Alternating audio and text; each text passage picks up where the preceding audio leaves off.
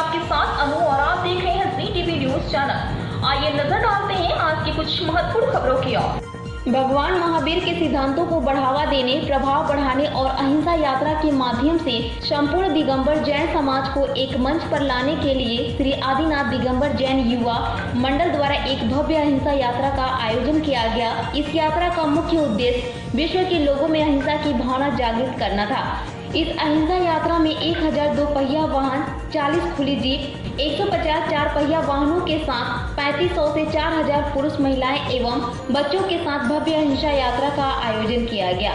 अहिंसा यात्रा हटकेश्वर जैन मंदिर से प्रारंभ होकर भारत पार्टी प्लॉट पर समाप्त हुई। प्रसाद के 10,000 पैकेट तैयार किए गए और जैन को छोड़कर यात्रा से गुजरने वाले अन्य सभी समुदायों को वितरित किए गए। समापन समारोह के बाद 5000 जैनियों के लिए प्रसाद के रूप में भोजन की व्यवस्था की गई। ये अहमदाबाद से नीता लिंबाचिया की खास रिपोर्ट।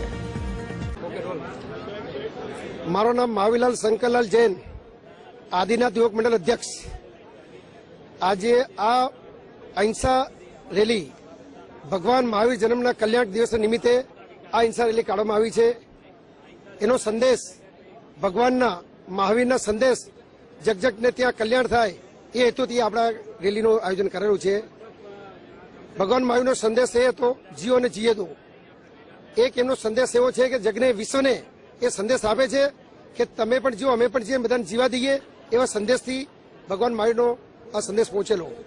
હવે મહાવીર જયંતિના નિયમના દિવસે અમે બધા સમાજના અગ્રણીઓ એવું નક્કી કરેલું કે આમ પબ્લિક એટલે દરેક પબ્લિક, જેની અને બધા લોકોને સિવાય એ લોકોને સમાજને દ્વારા કે જૈન લોકોનો કયો ધર્મ છે, કઈ રીતનું પાલે છે, શું એમનું વ્યવહાર છે, તો અમારું અહિંસા પરમો ધર્મનો આ વ્યવહાર છે।